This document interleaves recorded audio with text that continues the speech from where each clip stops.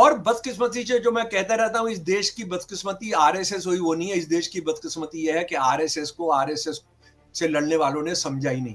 वो इस देश को ये बताते रहे आरएसएस हिंदू ईसाइयों का और मुसलमानों का दुश्मन है, बाकी अगर ये सेकुलराइज हो जाए तो ठीक ठाक हो जाएगा। ये एक बहुत बड़ी भ्रांति और बहुत बड़ी झूठ रही। आरएसएस सिर्फ सिर्फ मुसलमान और ईसाइयों का दुश्मन नहीं है, वो हिंदुओं का दुश्मन है, जो आज हम इस पर बात करेंगे और उनके ही दस्तावेजों से। आरएसएस के जो हेड गवार साहब हैं, जरा उनके बारे में, वो कहां से आए थे ये मैं आपको बता देना चाहता हूं। हेड गवार साहब जो हैं, ये कांग्रेस के बड़े लीडर थे। सेंट्रल प्रोविंस जो अभी मध्य प्रदेश और महाराष्ट्र में है, उसमें कांग्रेस के जनरल सेक्रेटरी थे। जब 1857 में अंग्रेजों से जब ये देश की जनता हार गई, इसके बावजूद के हिंदू मुसलमान सिख और सारी जातियों के लोग मिलकर लड़े थे, कुछ गद्दारों की वजह से, कुछ दलालों की वजह से। नेपाल के राजा की सेना, जो हिंदू राजा था, उसकी सेना के आने की वजह से हम ये हार गए, राजा बनो। अगर उस दिन अगर हिंदू मुसलमान का सवाल होता तो उस दिन बहादुर शाह जफर को ये लोग लात मारते। 70%, सिर्फ 30% के करीब मुसलमान सैनिक हैं, 70% हिंदू सैनिक हैं। वो लात मारते और कहते कि हम नानाजी को या हम रानी लक्ष्मीबाई को हम बना रहे हैं शहंशाह। हमारी पहचान क्या है? धर्म हमारी पहचान है। अगर हम सिख हैं तो हम सिख राष्ट्रवादी हैं, हमारा भारतीय इंडियन नेशनलिज्म हमारा कोई ताल्लुक। मुसलमान है तो हम मुसलमान राष्ट्रवादी है। आरएसएस वाले हिंदुत्ववादी ये कहते हैं कि मुसलमानों के तुष्टीकरण के लिए गांधी ने शुरू कराया था खिलाफत मूवमेंट। ये खिलाफत मूवमेंट के अंदर गरम भाषण करने के लिए 1 साल जेल में रहा। सन 1942 को वो कैरी कर रहे हैं सन 1960 में, कि सन 1960 में भी बिहार में जो गुंडागर्दी होती है वो सन 1942 का नतीजा है। आप बताइए, इस देश को लोग कह रहे हैं कि ये महान है, और मोदी जी कहते हैं कि ये मेरा गुरु है। विचार नवनीत, और जो अंग्रेजी में है बंच ऑफ थॉट। उसके बाद जो दूसरी 2 किताबें आरएसएस की जो ये मानी जाती हैं कि वो उनकी जो है बाइबल है, We are our nation undefined, और हिंदुत्व जो इसकी है अपना सावरकर की, ये 1939 और सावरकर की, ये तो हिटलर और मसोलिनी की तारीफ में ही लिखे गए हैं। दोस्तों, मनी के शो में एक बार फिर से आप सबका स्वागत है। और आज का हमारा जो ये सेगमेंट है बहुत ही खास है। जो जानते हैं वो जानते हैं कि हिंदुस्तान में आरएसएस यानी राष्ट्रीय स्वयंसेवक संघ, इस इदारे के अब 100 साल पूरे हो गए हैं। 1925 में शुरू हुआ विजयदशमी के रोज। अब इस साल विजयदशमी, जो कि आज है 2 अक्टूबर को, इंडिया में 100 साल पूरे हो गए हैं। इसी पर बात करने के लिए मैंने दरख्वास्त की थी जाने माने स्कॉलर डॉक्टर शमसुल इस्लाम साहब से। वैसे तो किसी तारुफ के मोहताज नहीं है, आपका काम ही बोलता है, लेकिन क्योंकि वैंकूवर के ऑडियंस के सामने पहली मर्तबा आ रहे हैं, इसीलिए मेरा फर्ज बनता है कि आपका तारुफ मैं आप लोगों से कराऊं। डॉक्टर इस्लाम जो है, आप 40 साल आपने दिल्ली यूनिवर्सिटी में पॉलिटिकल साइंस पढ़ाया है। आप एक्टिविस्ट रहे हैं, आपने स्ट्रीट प्लेज, इन सब चीज़ों में आपने काम किया हुआ है। और ख़ास करके आपका जो दाएं बाजू की सियासत है, जो हिंदुस्तान में राष्ट्रीय स्वयंसेवक संघ उसको रिप्रेजेंट करता है, उस पर आपने बहुत काम किया है। बहुत पुराना काम है आपका। मैंने भी इस इंटरव्यू के लिए भी और अपने बाकी काम के लिए भी उनके काम से बड़ी रहनुमाई ली है। मैं उनको खुशामदीद कहना चाहूँगा अपने शो पर, और जानना चाहूँगा कि 100 साल पूरे होने के बाद क्या आरएसएस को हम ठीक तरीके से समझ पाए हैं। आइए इनसे बात करते हैं। बहुत शुक्रिया, इतनी खूबसूरत हिंदुस्तानी बोलते हो, इतनी खूबसूरत हिंदुस्तानी बोलते हो कि बहुत अच्छा लगता है। बहुत शुक्रिया मुझे मौका देने का। और आपको भी मैंने खूब पढ़ा है। मेरा भी जो विकास है, आपकी राइटिंग्स, आप जो ताजगी और ये सब लेकर आए हैं पूरा, वो बहुत, आप तो इतिहासकार हैं भाई। मैं तो पॉलिटिकल साइंस का स्टूडेंट रहा, और पॉलिटिक्स का राजनीति से भी संबंध होता है, तो इसलिए वो मैंने थोड़ा जाना। आप तो पूरा एक प्रोफेशनल हैं। एक करेक्शन मैं करना चाहता हूँ आरएसएस के जन्म को लेकर। ये आरएसएस वाले कह रहे हैं कि कल है जो 2 अक्टूबर है, लंका दहन का जो दिन था।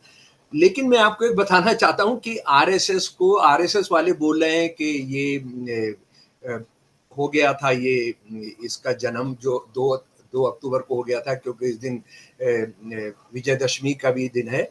सच्ची बात यह है कि आरएसएस का एक अपने घर के अंदर हेडगेवार साहब ने कुछ अपने लड़कों के साथ, कुछ नौजवान थे उनके साथ बैठकर इसकी घोषणा कर दी थी। ना इसकी प्रेयर तय हुई थी, ना इसका ड्रेस तय हुआ था, ना इसका नाम तय हुआ था। ये नाम बहुत बाद में जाकर तय होता है। वो तय होता है जब डॉक्टर मुंजे मसोलिनी के साथ मिलकर वहां से आते हैं। मसोलिनी के साथ इटली में सीधा मिलकर आते हैं और उसके बाद ये कहते हैं कि हमको मसोलिनी की तरह से हिंदुओं का डिक्टेटर पैदा करना है। और फिर वो ये कहते हैं कि मुझे डॉक्टर हेडगेवार में एक हिंदू डिक्टेटर जैसा आदमी दिख रहा है। ये मैं मार्जिया कसोलारी जिन्होंने बहुत जबरदस्त काम किया है, उनके बिना हम उनको समझ ही नहीं सकते थे। हिंदुत्ववादियों का जो फासिज्म है और उनका राष्ट्र विरोधी जो है, उनका चरित्र समझ ही नहीं सकते थे अगर डॉक्टर मुंजे की डायरियां वो नहीं लेकर आती तो, जो किसी इतिहासकार ने नहीं किया था, जो अपने आप को बहुत बहुत बड़े बड़े इतिहासकार कहते हैं और वो ये कहते हैं कि वो राइट से लड़ते रहते हैं। उन्होंने किसी ने कोशिश नहीं की। एक फ्रांस से एक महिला ने आकर उसको किया और वो सारी दुनिया में फैल गया। डॉक्टर मुंजे की डायरियां जो हैं उसमें अब जाने की जरूरत नहीं। मार्जिया कसोलारी जी का जो है वो आप लिंक भी आप शेयर कर सकते हैं उसका। इटालियन है शायद, उनकी अब किताब भी आ गई है, वो in the shadow of the Swastika करके, हाँ जी, 2020 में और फुल-फ्लेज में। इटालियन है और फ्रांस में रहती हैं जी अभी जी वो सॉरी, हाँ जी, फ्रांस में रहती है, आपने सही कहा। अच्छा, तो ये इस बात को समझ लें जी कि ये कैसे, जो कहते हैं ना आरएसएस के बनने के बाद आज भी कहा जाता है कि भगवान की तरफ से ऊपर कुछ आदेश आया और उनके दिमाग में उतरा और वो ज्ञान हुआ, देवी का ज्ञान हुआ, उन्होंने बना दिया। ऐसा नहीं था। और वो कहाँ से आए थे उसको जानना भी बहुत इंपॉर्टेंट होगा, हेडगेवार कहाँ से आए थे। मैं जरा सा मनी भाई आपसे इजाजत लूंगा कि मैं वो बैकग्राउंड बता दूं जब आरएसएस बना। या आरएसएस की तरह से धार्मिक राष्ट्रवादी संगठन बने। ये वो समय है जब 1857 में अंग्रेजों से जब ये देश की जनता हार गई, इसके बावजूद के हिंदू, मुसलमान, सिख और सारी जातियों के लोग मिलकर लड़े थे। कुछ गद्दारों की वजह से, कुछ दलालों की वजह से, नेपाल के राजा की सेना, जो हिंदू राजा था, उसकी सेना के आने की वजह से हम ये हार गए। हम अब मुसलमान, हिंदू, सिख गद्दार थे, हिंदू मुसलमान सिख जाने भी दे रहे थे, वो हार गए। और उसके बाद एक आपस में एक झगड़ा शुरू हुआ।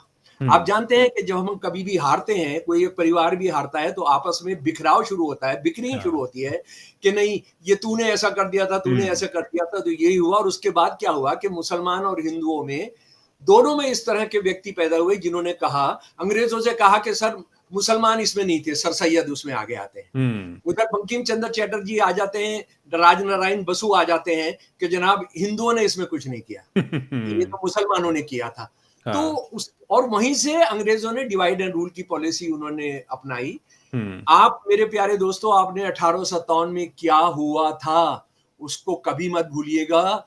70% हथियारबंद सेना जो 11 तारीख को दिल्ली पहुंची थी मेरठ से, उसमें 70% हथियारबंद सेना हिंदू थी। और उन्होंने एक कमरे के अंदर बंद एक मुसलमान नाम के बादशाह को मजबूर किया था कि तुम सारे देश के मुगल सल्तनत के राजा बनो। अगर हिंदू मुसलमान का सवाल होता तो उस दिन बहादुर शाह जफर को ये लोग लात मारते। 70%, सिर्फ 30% के करीब मुसलमान सैनिक हैं, 70% हिंदू सैनिक हैं।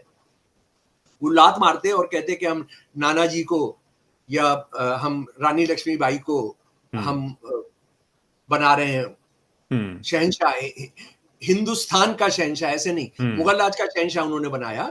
तो ये जब 20वीं शताब्दी का शुरू होता है, 19वीं शताब्दी का लास्ट भी जो है, तो फिर दोबारा हलचल शुरू हो रही है, फिर दोबारा लोग संगठित हो रहे हैं। और मैं उसके लिए कुछ मील के पत्थर आपको बताता हूं। जलियांवाला बाग 13 अप्रैल 1919, 1000 से ज्यादा लोग मारे जाते हैं। लेकिन हंटर कमीशन जो अंग्रेज बिठाते हैं वो कहते हैं 400 लोग मारे गए। चलो जी, मैं मानता हूं कि 400 लोग ही मारे गए, लेकिन वो क्या करते हैं, 400 लोगों का नाम बताते हैं, उनके पिता का नाम बताते हैं, उनका गांव का नाम बताते हैं, उनका पेशा बताते हैं। 400 में से 200 हिंदू हैं, 100 सिख हैं, 100 मुसलमान हैं। फिर वो दोबारा जो बंटवारे का था, बांटो बांटो बांटो, वो निकलकर सामने आ रहे हैं। अच्छा, एक और चीज बताना चाहता हूं, बंटवारे के लिए अंग्रेजों ने और क्या किया था।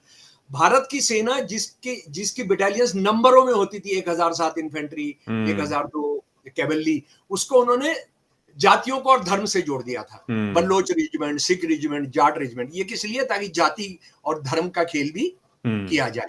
तो इसके खिलाफ देखिए, लेकिन फिर जलियांवाला बाग हो रहा है, और उसके बाद हम देख रहे हैं कि काकोरी के जो हमारे शहीद हैं, यानी अगर आप काकोरी कांड, उसकी मैं विस्तार में नहीं जाऊंगा। रामप्रसाद बिस्मिल है, रोशन सिंह है, चंद्रशेखर आजाद है, राजेंद्र लहरी हैं। ये सारे लोग मिलकर क्या करते हैं? खजाना लूटना चाहते हैं। खजाना किस लिए लूटना चाहते हैं? हथियार के लिए नहीं, बल्कि एक प्रेस स्टेब्लिश करना चाहते हैं जिसमें समाजवादी लिटरेचर छापेंगे। ये हो रहा है सारा। और हम जानते हैं कि वो लोग 9 अगस्त 1925 को ये हुआ।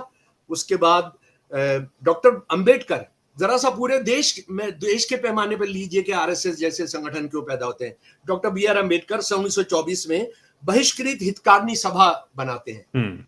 ये बहिष्कृत हितकारिणी सभा क्या है? ये दलितों को, बहुजनों को, जिनको शूद्र कहते हैं हिंदुत्ववादी, उनको हॉस्टल बनाना है, उनको पढ़ाई कराना है, उनकी कोचिंग क्लास चलानी है, ये बना रहे हैं। उसके बाद नौजवान भारत सभा 1924 में भगत सिंह और उनके साथी बनाते हैं। जरा बैकग्राउंड समझिए जनाब। और उसके बाद हिंदुस्तान सोशलिस्ट रिपब्लिकन आर्मी इसी समय में बनती है। और उसके बाद कम्युनिस्ट पार्टी बनती है 1924-25 के अंदर। फिर उसके बाद पेरियार जो है सन 1924 के अंदर आत्मसम्मान आंदोलन खड़ा करते हैं, self respect movement founded by Periyar. Narayan गुरु जो है one cast one religion one God for all का 1920 के आखिर में नारा देते हैं जी, केरल में। जी, केरल के अंदर जी। और ये वक्त है जब आरएसएस सामने आती है। ये वो वक्त है जब धर्म के नाम पर राष्ट्रवाद सामने आते हैं जी। ईसाइयों को छोड़कर, क्योंकि वो इतने कम थे, नहीं तो वो सारे के सारे जो बिलों के अंदर घुसे हुए थे कि हमारी पहचान क्या है, धर्म हमारी पहचान है। अगर हम सिख हैं तो हम सिख राष्ट्रवादी हैं, हमारा भारतीय इंडियन नेशनलिज्म हमारा कोई ताल्लुक, मुसलमान है तो हम मुसलमान राष्ट्रवादी हैं। ये आरएसएस वाले सामने आते हैं। आरएसएस के जो हेडक्वार्टर साहब हैं, जरा उनके बारे में, वो कहां से आए थे, ये मैं आपको बता देना चाहता हूं। हेडक्वार्टर साहब जो हैं, ये कांग्रेस के बड़े लीडर थे। सेंट्रल प्रोविंस जो अभी मध्य प्रदेश और महाराष्ट्र में है, उसमें कांग्रेस के जनरल सेक्रेटरी थे। कांग्रेस के जनरल सेक्रेटरी थे जी। और ये सन 1919 के अंदर गांधी जी की कॉल थी, जिसको हम नॉन कोऑपरेशन मूवमेंट भी कहते हैं, खिलाफत मूवमेंट भी कहते हैं। उसके अंदर खिलाफत मूवमेंट के फेवर में बहुत गर्म, बहुत भड़काऊ भाषण देने के लिए गिरफ्तार किए गए थे। समझ लीजिए, आरएसएस वाले सुन लो, तुम्हारे जो दादाजी हैं वो खिलाफत मूवमेंट और गांधी को तुम कितनी गाली बकते हो कि खिलाफत मूवमेंट उन्होंने शुरू किया। तो खिलाफत मूवमेंट के बारे में हमारे भी सवाल हैं, हमारे भी सवाल हैं, डॉक्टर अंबेडकर के भी सवाल थे, बहुत लोगों के सवाल थे। पर यह है कि हेडगेवार साहब ने गांधी जी की कॉल पर गरम भाषण किया था।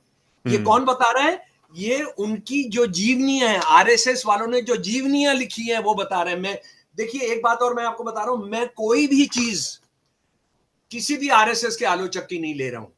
मैंने पिछले 5 दशक में आरएसएस के सारे मूल दस्तावेज अंग्रेजी हिंदी में जमा किया और उनके ही आधार पर मैं बात करता हूं। अगर कोई आरएसएस का आदमी साबित कर देगा कि मेरा ये फेक है आरएसएस का डॉक्यूमेंट, तो जो सजा तय की जाएगी मैं उसको मंजूर कर लूंगा। तो आरएसएस की जो जीवनियां हैं इसकी हेडगेवार की मैं आपको बता रहा हूं। वो कहते हैं कि ये जो थे, ये जेल में गए थे भड़काऊ भाषण के लिए।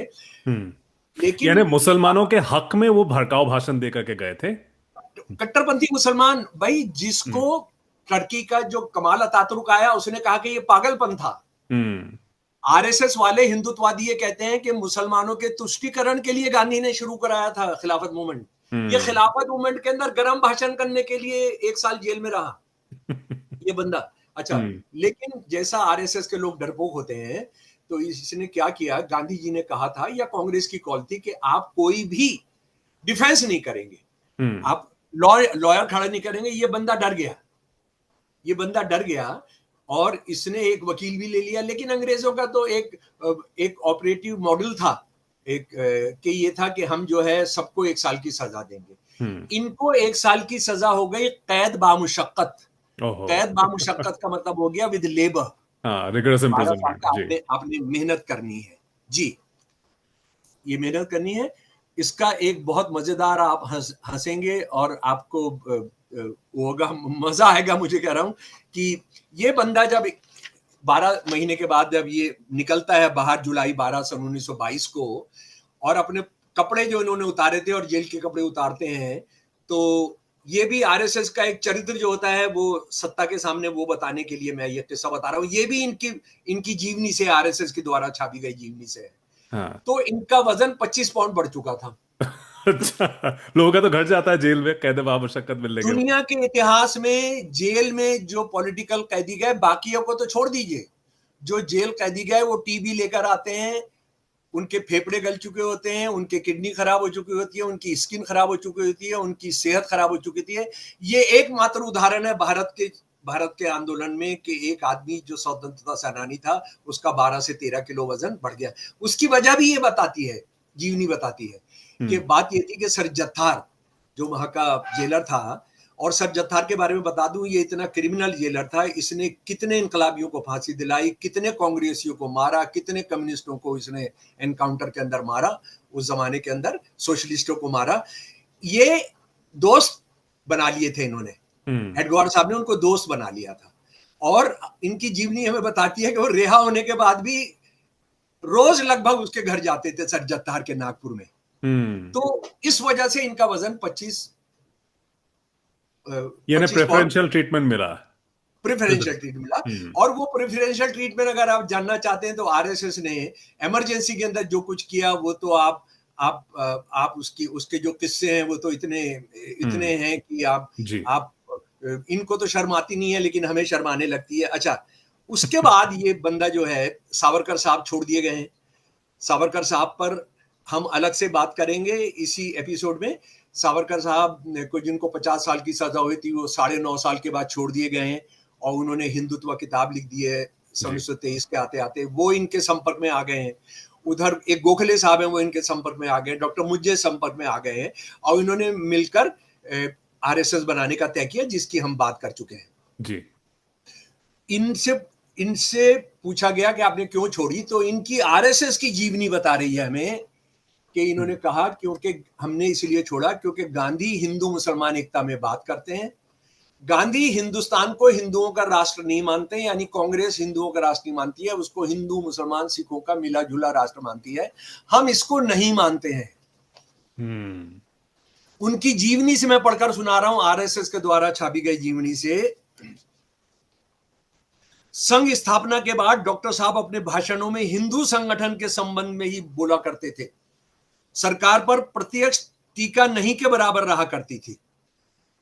वे कहा करते थे कि संगठन से ही सारे प्रश्न हल होंगे, इसलिए हिंदुओं को संगठित होकर अपने धर्म और संस्कृति की रक्षा करना चाहिए। यानी भारत मां को बचाने की लड़ाई नहीं लड़नी चाहिए। अंग्रेज सबसे बड़े दुश्मन है, उनसे नहीं लड़ना चाहिए। हमने क्या करना चाहिए? हमने हिंदुओं को संगठित करना चाहिए।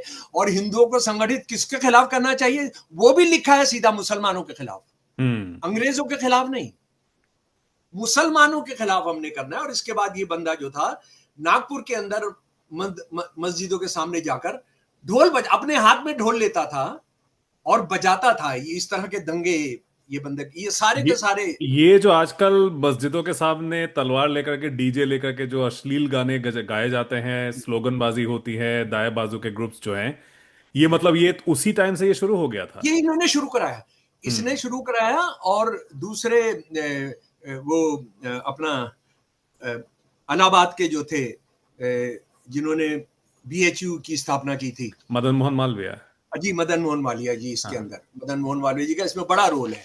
ये म्यूजिक और मस्जिद इससे पहले कभी नहीं होता था। हम अभी गाय पर भी आएंगे, गाय पर भी कभी नहीं होता था जो शुरू कराया आरएसएस ने। तो अब आप इसको आप बैकग्राउंड समझ गए कैसे ये पैदा होता है। और इसके बाद इनका जो सबसे महत्वपूर्ण है, सबसे महत्वपूर्ण, ये इनका देहांत हो जाता है और आ जाते हैं, गोलवालकर साहब आ जाते हैं। गोलवालकर साहब की बदकिस्मती से ये देश को अनभिज्ञ रखा गया, देश को बताया नहीं गया। ये 7 वॉल्यूम है इस बंदे के, जो सन 1960-70 के बीच में श्री गुरुजी समग्र दर्शन 7 वॉल्यूम है, जो कच्चा चिट्ठा है इनके काले करतूतों का, राष्ट्र विरोधी, हिंदू विरोधी, इंसानियत विरोधी। ये सारी लाइब्रेरी से गायब कर दिया उन्होंने। छापा, ये सेट छापा 7 वॉल्यूम का, सारी लाइब्रेरी से गायब कर दिया। अपने यहां जो रखा था उसको कबाड़ के अंदर भेज दिया। एक एक वॉल्यूम इन्होंने उठाया हर लाइब्रेरी से। लाइब्रेरी के कैटलॉग में है, अंदर नहीं है। लाइब्रेरी के कैटलॉग में है, अंदर अपनी जगह पर मौजूद नहीं है। और बदकिस्मती से, जो मैं कहता रहता हूं, इस देश की बदकिस्मती आरएसएस हुई वो नहीं है। इस देश की बदकिस्मती यह है कि आरएसएस को आरएसएस से लड़ने वालों ने समझा ही नहीं। वो इस देश को ये बताते रहे आरएसएस हिंदू ईसाइयों का और मुसलमानों का दुश्मन है, बाकी अगर ये सेकुलराइज हो जाए तो ठीक ठाक हो जाएगा। ये एक बहुत बड़ी भ्रांति और बहुत बड़ी झूठ रही। आरएसएस सिर्फ मुसलमान और ईसाइयों का दुश्मन नहीं है, वो हिंदुओं का दुश्मन है, जो आज हम इस पर बात करेंगे, और उनके ही दस्तावेजों से। तो आप समझिए कि मेरे प्यारे दोस्त, ये जब आ जाता है तो ये सन 1960 मार्च में भाषण कर रहा है इंदौर के अंदर। मेरे प्यारे दोस्तों, मैं, क्योंकि ओरिजिनल दस्तावेज हमने पढ़ना है, मैं इसको चाय खाने या कॉफी हाउस में बैठकर बातचीत का नहीं बना रहा हूं। मैं चाहता हूं कि आप शिक्षित हो, आप इंटेलेक्चुअल बने, आप सब हिस्टोरियन बने, तभी इस जो 100 साल हैं आरएसएस के, जो बिट्रियल के 100 साल हैं, जो हॉरर के 100 साल हैं इस देश के खिलाफ, वो उसको आप समझ सकेंगे। ये मैं उनका जो भाषण है वो पढ़कर आपको सुना रहा हूं जी। संघर्ष के बुरे परिणाम हुआ ही करते हैं। अगर कोई कह दे कि मैंने एक कॉमा भी बदला है तो मैं माफी मांग लूंगा, और जो सजा आप कहेंगे वो भुगत लूंगा। सन 1920-21 के आंदोलन के बाद लड़कों ने उद्दंड होना प्रारंभ किया। सन 1920-21 मतलब अभी खिलाफत मूवमेंट और नॉन कोऑपरेशन मूवमेंट। ये नेताओं पर कीचड़ उछालने का प्रयास नहीं है, परंतु संघर्ष के बाद उत्पन्न होने वाले ये अनिवार्य परिणाम है। बात इतनी ही है कि इन परिणामों को काबू में रखने के लिए ठीक व्यवस्था नहीं कर पाए। सन 1942 के बाद तो कानून का विचार करने की ही आवश्यकता नहीं, ऐसा प्राय लोग सोचने लगे। सन 1942 क्या है? क्विट इंडिया मूवमेंट जी। सन 1942 क्या है? हजारों हिंदुस्तानी शहीद हो रहे हैं। सन 1942 क्या है? बम्बार्डमेंट किया जा रहा है अंग्रेजी वायुसेना के द्वारा पंजाब के अंदर। उस वक्त हरियाणा भी साथ था जी। 8, 9, 10 अगस्त को कम से कम 1000 जगह फायरिंग हो रही है हमारे देश के अंदर। ये वो जगह है। उसको ये बंदा क्या कह रहा है कि अराजकता मच गई, कानून का विचार करने की आवश्यकता नहीं। यह आंदोलन विशेष रूप से बिहार में खूब चला। आज हम देखते हैं कि गाड़ियां रोकना, सांकल खींचना, बिना टिकट प्रवास करना आदि बातें वहां आमतौर पर चलती हैं। ये सारी अव्यवस्था और विचित्र देखने वाली परिस्थितियां संघर्ष के कारण ही निर्माण हुई। अब बताइए कितनी क्रिमिनल बात कर रहे हैं। सन 1942 में जो बिहार में हुआ उसको वो अराजकता कह रहे हैं, उसको गुंडागर्दी कह रहे हैं। और सन 1942 को वो कैरी कर रहे हैं सन 1960 में, कि सन 1960 में भी बिहार में जो गुंडागर्दी होती है वो सन 1942 का नतीजा है। आप बताइए, इस देश को लोग कह रहे हैं कि ये महान है, और मोदी जी कहते हैं कि ये मेरा गुरु है। ये मेरा गुरु है। इसका गोलवालकर की जीवनी जो आई है उसका फॉरवर्ड भी लिखा है मोदी जी ने अभी। फॉरवर्ड वो तो उन्होंने इटली की जो फैसिस्ट महिला है प्राइम मिनिस्टर, उसका फॉरवर्ड भी लिखा है। वो तो किस का फॉरवर्ड लिख सकते हैं, वो किसी का भी लिख सकते हैं। तो मेरे प्यारे दोस्तों, ये आरएसएस का है। उसके बाद ये बाला साहब देवरस थे। बाला साहब देवरस जो हेडगेवार साहब के बाद इनके बाद बने, गोलवालकर के बाद बने जी। वो एक किस्सा बताते हैं कि हम जब नौजवान थे, कॉलेज में थे, तो ये उनकी जीवनी में है थे, तो हमको भगत सिंह के बारे में सब सुन रहे थे, तो हमें लगा हम भगत सिंह के राह पर चलेंगे। तो उन्होंने सोचा कि हम जाने से पहले डॉक्टर साहब को बता दें, डॉक्टर साहब यानी डॉक्टर हेडगेवार को बता दें। तो डॉक्टर हेडगेवार ने 10 दिन की मीटिंग ली, सुबह से शाम तक चलती थी और रात को 10 बजे से 3 बजे तक चलती थी, और उन्होंने हमें इस गलत रास्ते पर जाने से बचाया, और हम उससे बचकर फिर भगत सिंह का रास्ता छोड़कर आरएसएस में आ गए। उन्होंने कहा ठीक था है। कि सुपरफिशियल पेट्रियटिज्म से कुछ नहीं होगा। हाँ, उस चक्कर में मत जाओ। अच्छा, हाँ, और उसके बाद इस तरह के इस तरह की अरे 50। देश के लिए जान देना है सुपरफिशियल जी जी जी पेट्रियटिज्म। जी। आरएसएस के अंदर जो हो रहा था वो भी देखिए गोलवलकर क्या कहता है। सन 1942 में भी अनेकों के मन में तीव्र आंदोलन था। उस समय भी संघ का हर दिन चलने वाला काम चलता रहा।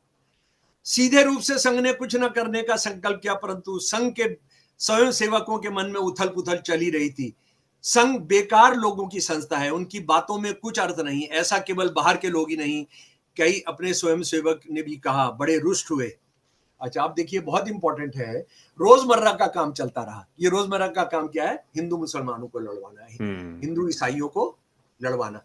इसीलिए साथियों, मैं पिछले 40 साल से भी ज्यादा से आरएसएस वालों से ये पूछता रहा हूं कि तुम्हारे जो बड़े बड़े नेता थे उस जमाने के, जो स्वतंत्रता आंदोलन के अंदर थे, स्वतंत्रता आंदोलन के अंदर आरएसएस के अंदर थे, वो कौन कौन है? वो हेडगेवार हैं, गोलवलकर हैं, सावरकर हैं, उसके बाद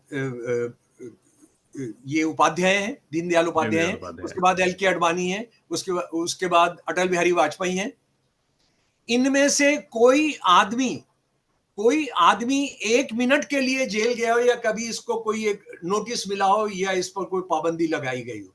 चलो, गांधी का स्वतंत्रता आंदोलन तो छोड़ दीजिए, मुझे कोई एक वाकया बता दीजिए जब आपने पब्लिक प्लेस में बैठकर या अपने दफ्तर के अंदर अंग्रेजों के खिलाफ वंदे मातरम गाया हो। हम्म। तुमने गौ हत्या पर प्रतिबंध लगाओ, इसके लिए कोई सम्मेलन किया हो, कोई प्रस्ताव अंग्रेजों को भेजा हो? आज जो तुम कहते हो इस देश में रहना है, वंदे मातरम गाना होगा, मुझे बता दो, एक बता दो कि तुमने अंग्रेजों को यह कहा हो कि वंदे मातरम गाएंगे हम अंग्रेजी शासन के खिलाफ। जी। उसका एक हमको एक बता दो जी। हम्म। तुम्हारे मैंने मनी मैंने आरएसएस के हिंदी अंग्रेजी के दस्तावेज जो हैं एक कंप्यूटर में डाले हैं और उनको फिर स्कैन किया है। क्या स्कैन किया है मैंने? ये जानने के लिए क्या उनके पूरा लिटरेचर जो है हजारों पेज में है, वो लिटरेचर जो है, क्या उसमें जलियांवाला बाग का जिक्र है? क्या उसमें किस्सा ख्वानी बाजार के कत्लेआम का जिक्र है? क्या उसमें भगत सिंह के फांसी का जिक्र है? क्या उसमें तिरंगे झंडे का जिक्र है? क्या उसके अंदर उधम सिंह, जिन्होंने कहा था कि मेरा नाम मोहम्मद सिंह आजाद है, क्या उनका जिक्र है? बिल्कुल जिक्र नहीं है। अंग्रेजों की तारीफ के 50 से ज्यादा जिक्र हैं, अंग्रेजों के गुणगान करते हुए 25 से ज्यादा जिक्र हैं। तो इन लोगों का जो इतिहास है वो हमको जानना चाहिए। और उसके बाद बहुत शर्मनाक शहीदों के बारे में जो कहा गोलवलकर ने, वो मेरे प्यारे दोस्तों, अगर आप पंजाब की धरती से आते हो जिसने इस देश को सबसे ज्यादा शहीद दिए, और मुझे भी गर्व है क्योंकि मैं भी एक पंजाबी परिवार से आता हूं, तो ये मैं आप गुस्सा मत होइएगा इन पर, कोई प्रतिक्रिया मत करिएगा, लेकिन ये कितने कमीन और जलील लोग हैं, कितने राष्ट्र विरोधी हैं, ये शहीदों का कितना अपमान कर सकते हैं। तो ये भारत माँ के लिए क्या प्यारे होंगे, क्या इनकी हैसियत है। ये इंदौर में भाषण कर रहा है। कई लोग पहले इस प्रेरणा से काम करते थे कि अंग्रेजों को निकालकर देश को स्वतंत्र कराना है। अंग्रेजों के औपचारिक रीति से चले जाने के पश्चात ये प्रेरणा ढीली पड़ गई। वास्तव में इतनी प्रेरणा रखने की आवश्यकता नहीं थी। हमें स्मरण होगा कि हमने प्रतिज्ञा में धर्म और संस्कृति की रक्षा कर राष्ट्र की स्वतंत्रता का उल्लेख किया है। उसमें अंग्रेजों के जाने न जाने का कोई उल्लेख नहीं है। और दूसरा सुन लीजिए, उससे भी ज्यादा शर्मनाक,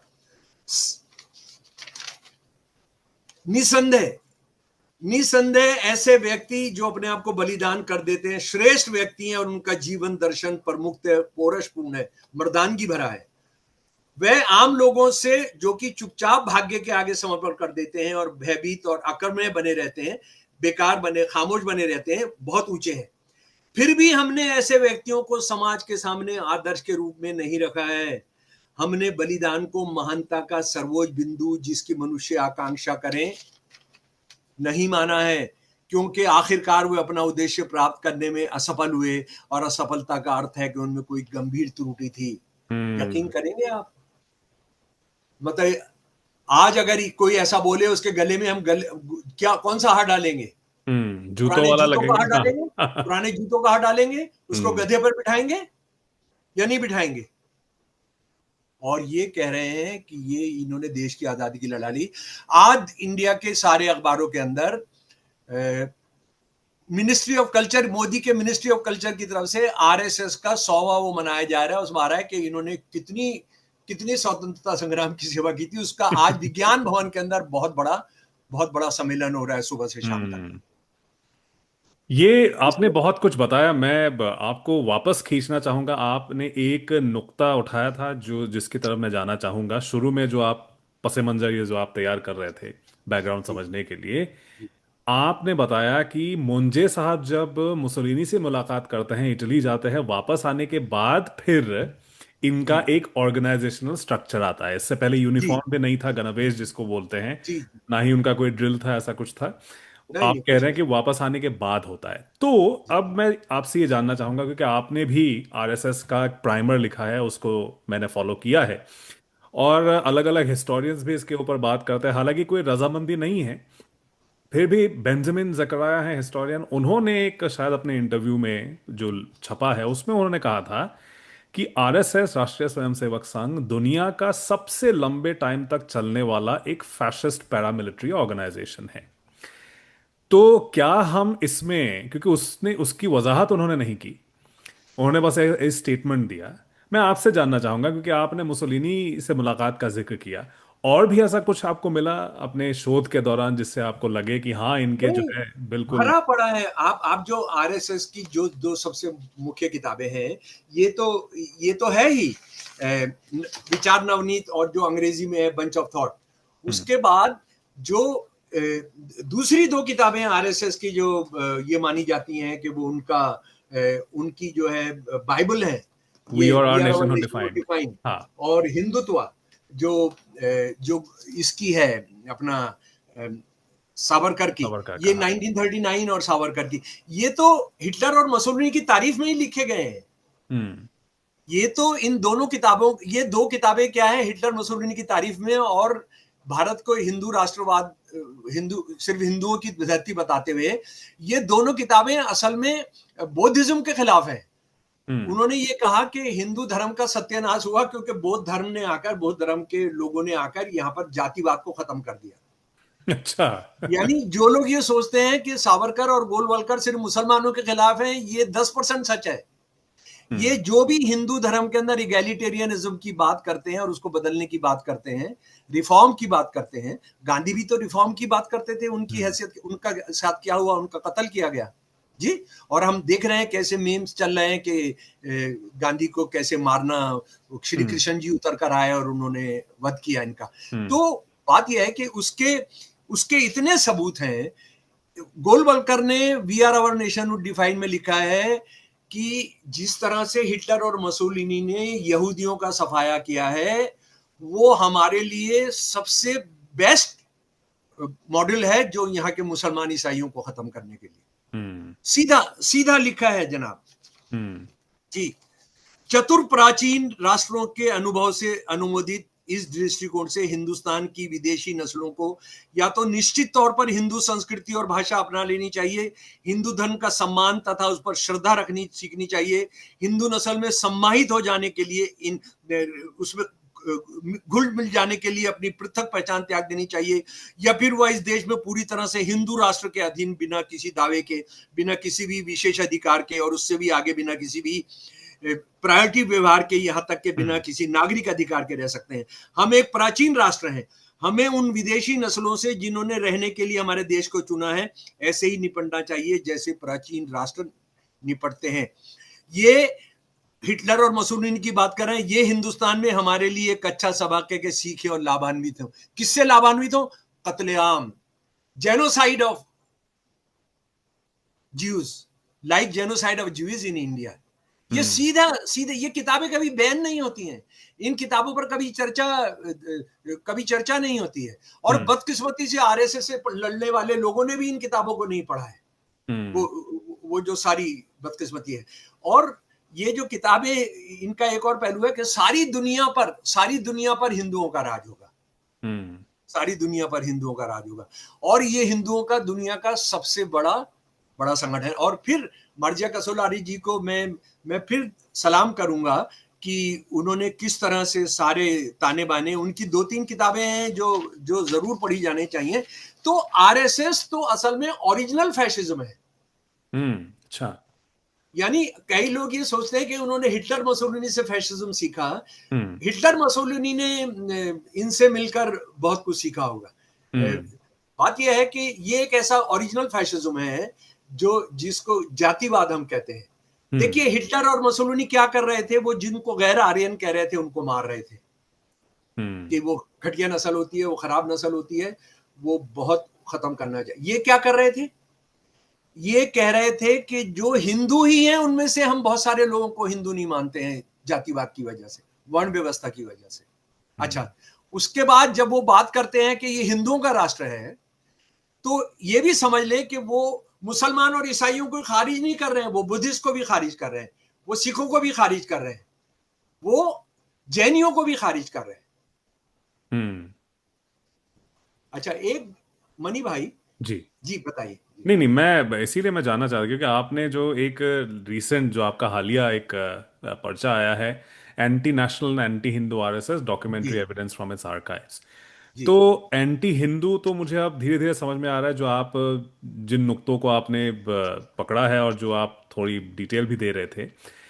एंटी नेशनल, लेकिन क्योंकि आज की जो परिभाषा है वो कहते हैं कि भाई हम तो हिंदू नेशन जब बात करते हैं मतलब हम सभी को मानते हैं, हर कोई हिंदू है, जिसके पूर्वज हिंदू थे, बाद में ईसाई बने, मुसलमान बने, लेकिन सारे आप हिंदू हैं। जी और मोहन भागवत साहब ने खुद एक बयान दिया था कि अगर मुसलमानों को हटा दीजिएगा तो फिर हिंदू राष्ट्र का जो है तसव्वुर वो मुमकिन नहीं है आज के दौर में। वो ये भी कहते हैं, क्योंकि सावरकर भी यही बात कह रहे थे कि हिंदुओं को जो है ऑर्गेनाइज करना चाहिए, इसीलिए हम कास्ट या वर्ण जाति व्यवस्था से जो है उसके खिलाफ हैं। तो आप जो बात कह रहे हैं कि ये तो जातियों में वो फर्क कर रहे थे, वो नहीं चाहते थे कि ये जाति व्यवस्था जाए, इसीलिए अंबेडकर साहब के भी शायद खिलाफ थे काफी हद तक। तो इस कॉन्ट्रडिक्शन को हम कैसे समझे फिर? नहीं, देखिए एक एक फिर एक ये बहुत ये उनके द्वारा फैलाई गई है कि सावरकर जो थे वो जातिवाद के खिलाफ थे। हम्म। सावरकर जातिवाद के खिलाफ नहीं थे। सावरकर सिर्फ ये चाहते थे कि जो शूद्र हैं, जो नीची जाति के लोग हैं, वो फुट सोल्जर बने। लड़ेगा कौन, ये साफ बोल रहे हैं वो। अरे हम्म। भाई, ये तुम्हारी जो पावर है, ये जो हम्म। तुम्हारे फुट सोल्जर्स हैं, अगर इनको तुम नाराज कर लोगे, वो जो खाना वाना खिला रहे थे वो उसका हिस्सा था। उन्होंने जो सनातन सभा है उसको 10 बार लिख कर दिया कि हम मंदिर एंट्री में नहीं जाएंगे, जो किया वो गलत हो गया। हम्म। हम जो सनातन धर्म है उसको मानेंगे। उन्होंने लिखा कि मनुस्मृति वेदों के बाद सबसे पवित्र ग्रंथ है। हम्म। मेरे प्यारे दोस्तों, हमको सावरकर को पढ़ना चाहिए, हमने आरएसएस के लोगों को पढ़ना चाहिए। उन्होंने कहा कि ये मनुस्मृति जो है सबसे पूजनीय ग्रंथ है।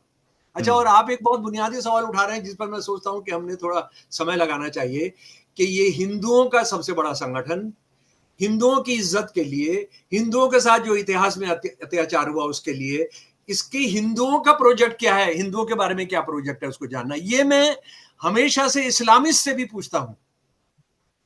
मैं ये हमेशा से जो किसी और धर्म की राजनीति की बात करते हैं उनसे भी पूछता हूं कि भाई ठीक है, इस्लामवादियों से मैं पूछता हूं कि आपने, ठीक है कि हिंदुओं ने बहुत अत्याचार किए हैं, ये सब किया है, लेकिन आप हमको एक बात बताइए कि आपका मुसलमानों के बारे में क्या एजेंडा है।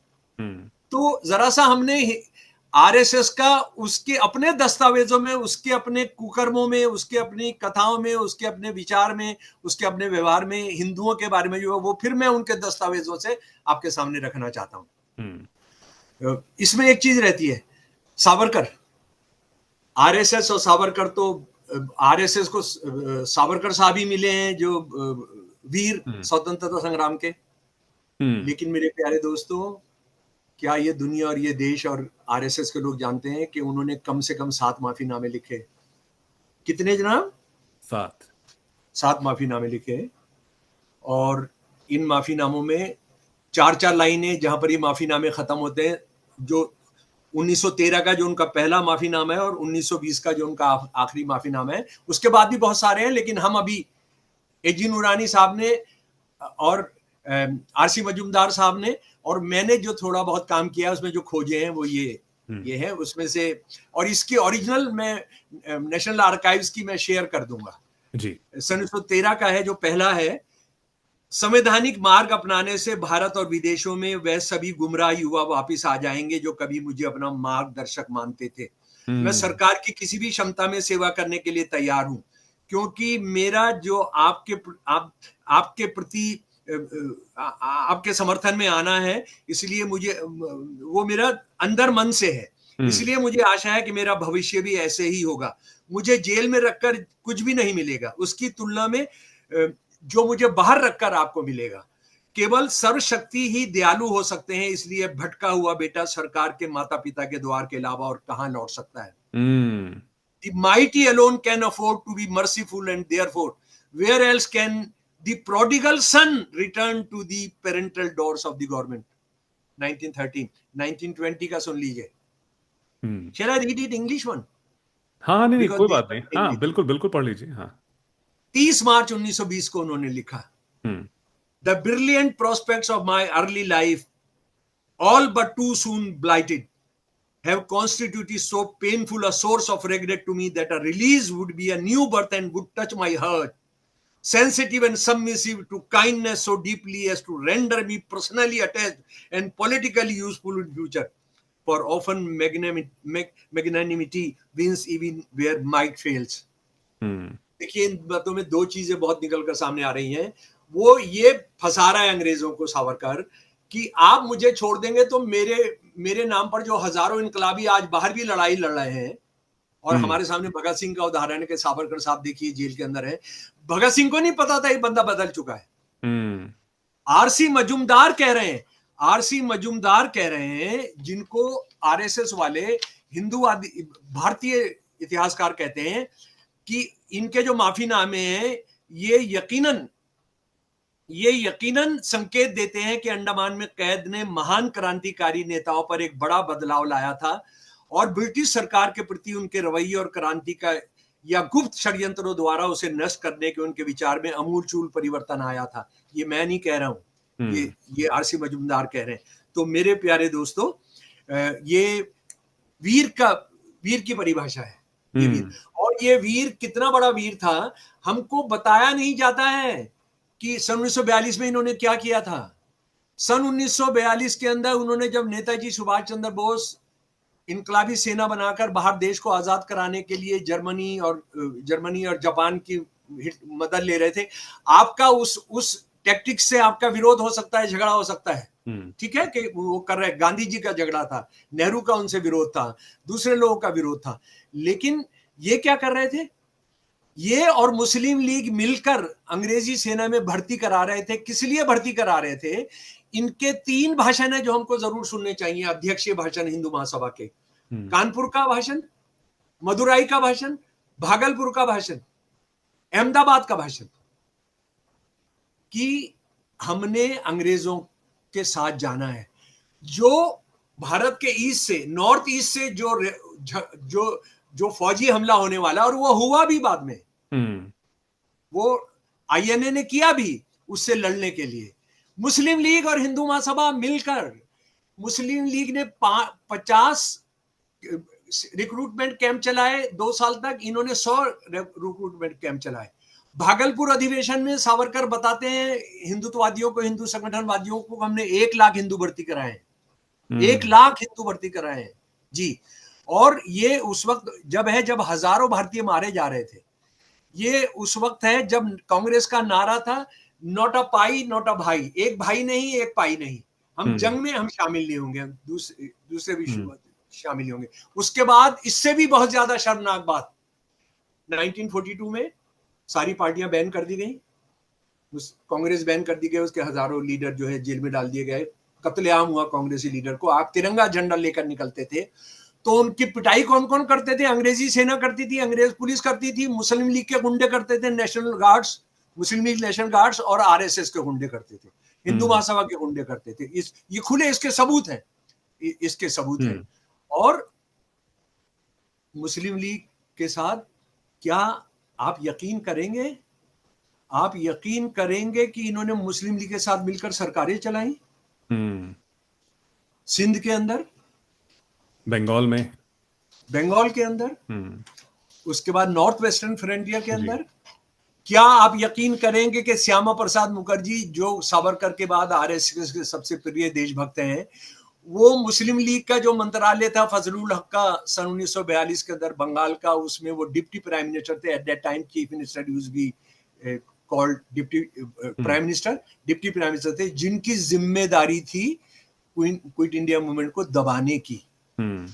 उन्होंने उन्होंने मेरे प्यारे दोस्तों, जो जो चिट्ठी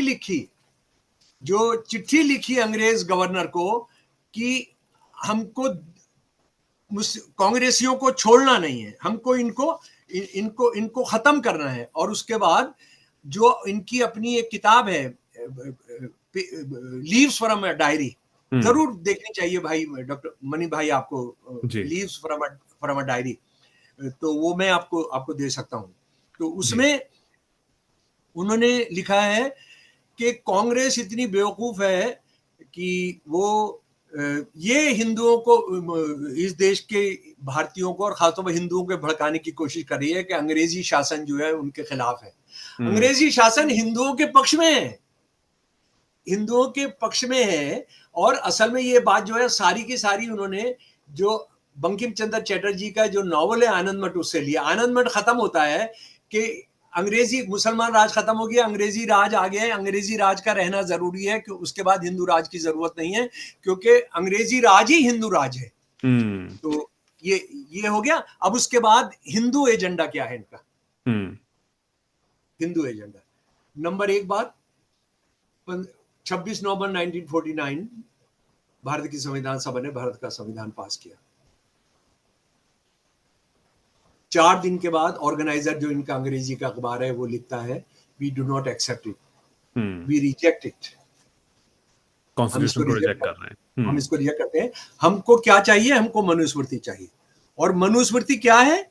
मनुस्मृति सावरकर साहब पहले बता चुके हैं। सावरकर साहब ये बता चुके हैं कि ये वेदों के बाद सबसे सबसे पूजनीय ग्रंथ है, हम्म। सबसे पूजनीय ग्रंथ है। अच्छा, और ये जरा सा मैं 2 मिनट लूंगा साथियों, आपको मनुस्मृति के कुछ चीजें पढ़नी चाहिए। मनुस्मृति हिंदू लॉ है, मनुस्मृति को आपने मानना पड़ेगा, और मनुस्मृति जो है वो हिंदुओं का कानून है, इसलिए इस देश का कानून होना चाहिए। और ये 30 नवंबर 1949 को ऑर्गेनाइजर के उसमें छपा। और आपको मैं ये बता देना चाहता हूं, मनुस्मृति मुसलमानों के खिलाफ नहीं है, ईसाइयों के खिलाफ नहीं है, मनुस्मृति हिंदू औरतों के खिलाफ, सारी हिंदू औरतों के खिलाफ। हम्म। और जो चतुर्वर्ण व्यवस्था के अंदर हिंदू माने जाते हैं उनके खिलाफ है, जिनको हम शूद्र, वो ये शूद्र कहता है।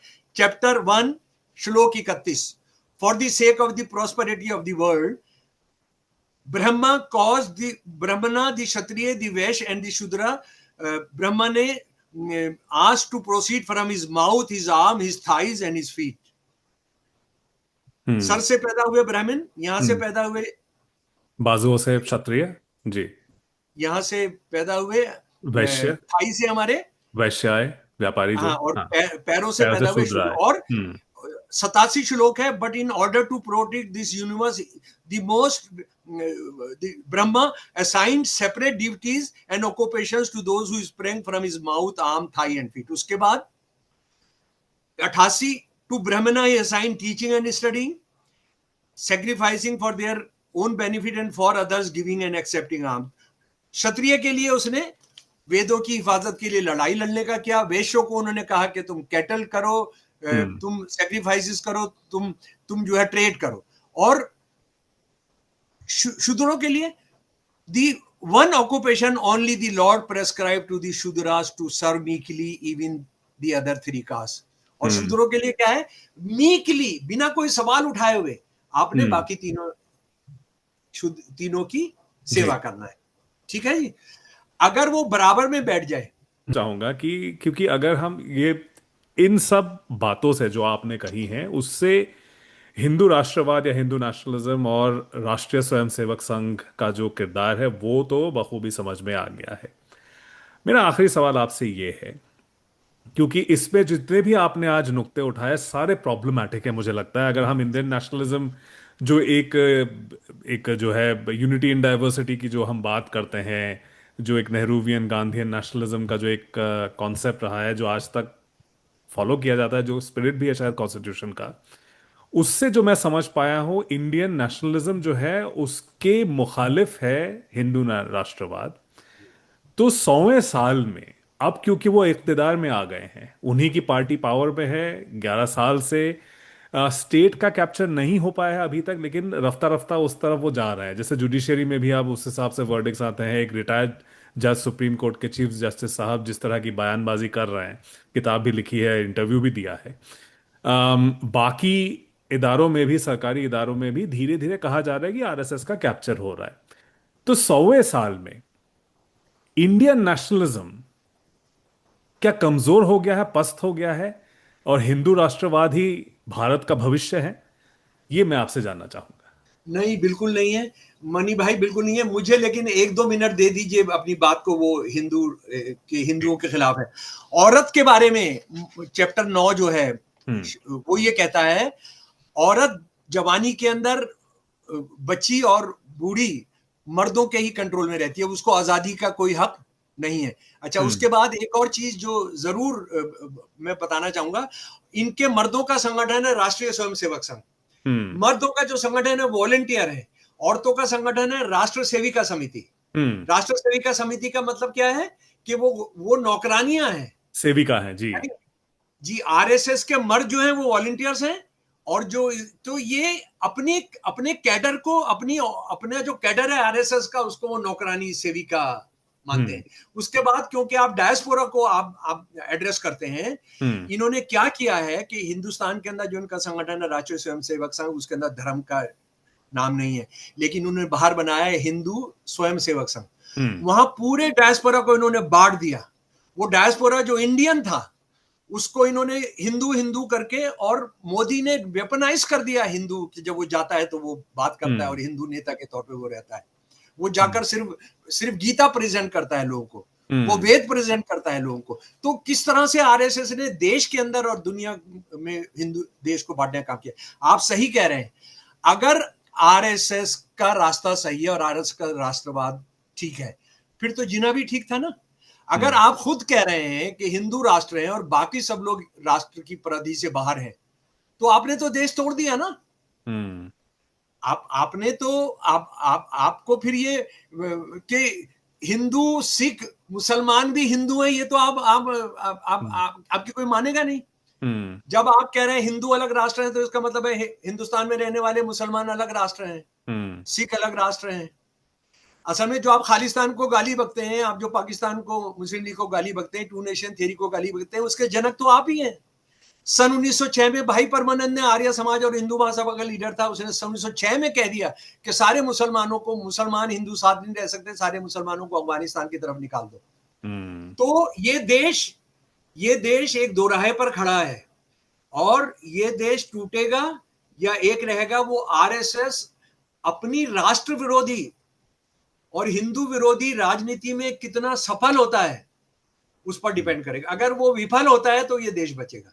यानी उनका जो 100 साल का जो बिट्रेयल है इस देश के साथ, गद्दारी का, इस देश के साथ जो हॉरर पैदा करने का, वो उससे देश बचेगा। तब इस संगठन की असलियत लोगों को पता लगेगी। पर मैं पर्सनली, हम्म। ये भगत सिंह, राजगुरु, सुखदेव, अशफाकुल्ला, गदरी बाबू का देश है, ये राम प्रसाद बिस्मिल का देश है। इसके लिए खून, इसकी इसकी इसकी जो जड़ों के अंदर कितनी तरह का खून है। ये बहुत डरपोक, और ये सत्ता के साथ रहते हैं। कल औरंगजेब का राज आ जाए तो आरएसएस वालों ने कहना है सर अब हमें तो आपका इंतजार कर रहे थे सर, ये देश में अंधकार हो गया, ये सब हो गया। अच्छा, अब एक बात बताएं, हाँ। हम गदरी बाबों का एक गीत सुनाना चाहते हैं, जरूर जरूर। नीलिमा और मैं सुनाना चाहते हैं, ठीक है? जी। ये नीलिमा हाँ। शर्मा है, जी। हम पार्टनर्स हैं। हम जो है भगत सिंह के चाहने वाले, प्यार करने वाले। तो जी। भगत सिंह इस गाने को गाया करते थे, ये गदरी बाबू से आया हुआ गीत है। हमने उसमें कुछ परिवर्तन किया है, आपके सामने पेश है। और ये हम लोग आजकल भगत सिंह के जन्मदिन के प्रोग्राम सब जगह चल रहे हैं, तो जी। उसमें गा रहे हैं जी। ओ मेरा रंग दे, ओ मेरा रंग दे बसंती चोला ओए, रंग दे बसंती चोला माए, रंग दे बसंती चोला। जिस चोले को पहन भगत सिंह खेले अपनी जान पे, जिसे पहन अशफाकुल्लाह खां मिट गए अपनी आन पे, आज उसी को पहन के निकला, पहन के निकला, आज उसी को पहन के निकला हम मस्तों का टोला। मेरा रंग दे बसंती चोला माए, रंग दे बसंती चोला। जिस चोले को पहन उधम सिंह खेले अपनी जान पे, जिस चोले को पहन उधम सिंह खेले अपनी जान पे, जिसे पहन सुखदेव राजगुरु मिट गए अपनी आन पे, जिसे पहन सुखदेव राजगुरु मिट गए अपनी आन पे, आज उसी को पहन के निकला, पहन के निकला, आज उसी को पहन के निकला हम मस्तों का टोला। मेरा रंग दे बसंती चोला माए, रंग दे बसंती चोला। बड़ा ही गहरा दाग है यारो जिसका गुलामी नाम है, उसका जीना भी क्या जीना जिसका देश गुलाम है। सीने में जो दिल था यारो, सीने में जो दिल था यारो, आज बना वो शोला। मेरा रंग दे बसंती चोला माए, रंग दे बसंती। क्या बात है। बहुत शुक्रिया, बहुत शुक्रिया, बहुत अच्छा लगा। एकदम भावनाओं को जो है आप लोगों ने इतने अच्छे से समेट के इस गाने में, जैसे भगत सिंह की याद भी दिला दी। और 28, 27 से 28 उसमें थोड़ा सा शायद डिबेट है, लेकिन सितंबर को ही पैदा हुए थे। और एक बहुत ही अहम टाइम पे हम ये गुफ्तगू कर रहे थे। बहुत शुक्रिया आपका भी, बहुत शुक्रिया नीलिमा जी, बहुत शुक्रिया। और डॉक्टर शमसुल इस्लाम, वक्त देने के लिए आपका बहुत शुक्रिया। और बड़ी तवील जवाब आपने दिए मेरे सारे सवालों का। बहुत वी फील ऑनर्ड। बहुत बहुत शुक्रिया आपका। जी, thank you very much ji.